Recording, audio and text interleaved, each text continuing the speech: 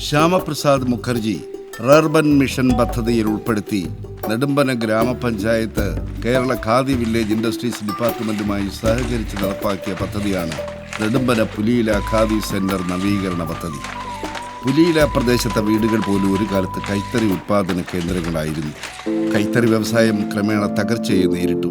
അത് ഗ്രാമീണ സമ്പദ്ഘടനയെയും ജനജീവിതത്തെയും സാരമായി ബാധിച്ചു.